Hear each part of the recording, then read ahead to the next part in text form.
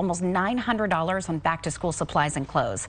Well, that number comes from the National Retail Federation.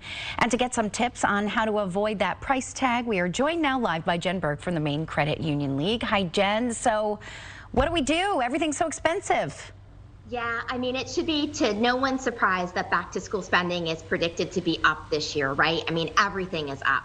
But it's really important for families to take stock of what they need to purchase and what they can reasonably afford to spend right now.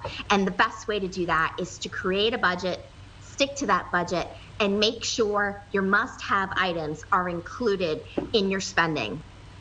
So, any tips on how to kind of reduce the price, look for deals? How do we go in that direction if you do need to get stuff? Yeah, absolutely. It's a great question. And there are some tips to help you kind of save less this back to school season. First, take a look at the inventory of what you have from last year. You don't necessarily need to buy new pens and pencils and folders. See what you can repurpose and reuse. That will be a huge savings. You also want to consider buying in bulk and checking for sales.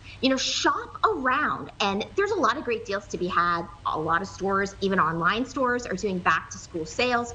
Use coupons.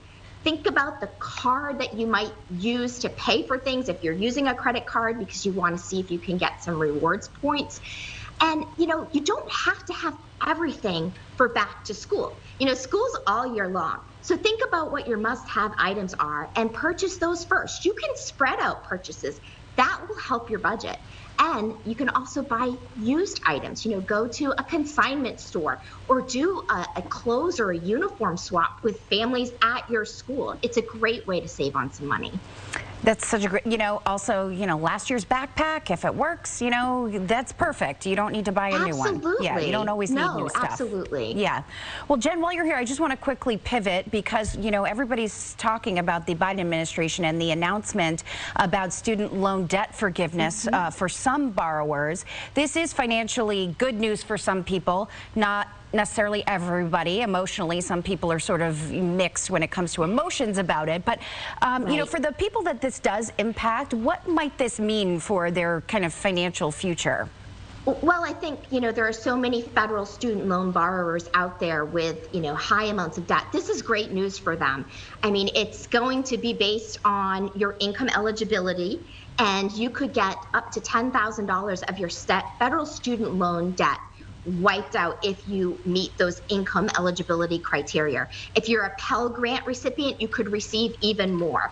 So, it's certainly good news. The pandemic pause on loan repayment has also been extended. So if you haven't been paying your federal student loans during the pandemic, you've got a little bit more time to get your money and your budgets in line to resume those payments in 2023. And so, it's a good news for a lot of folks. And the Biden administration is saying that approximately 8 million Americans will qualify for this relief automatically.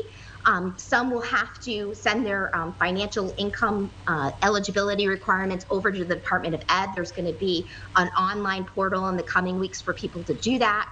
But I think a lot of Mainers will receive this benefit if they are in debt with their federal student loans, and a lot of people are. Yeah, and that pause that you mentioned is still in effect until next year. So if you're not paying interest, you can pay down principal. That might be good for people who don't necessarily qualify for the debt forgiveness.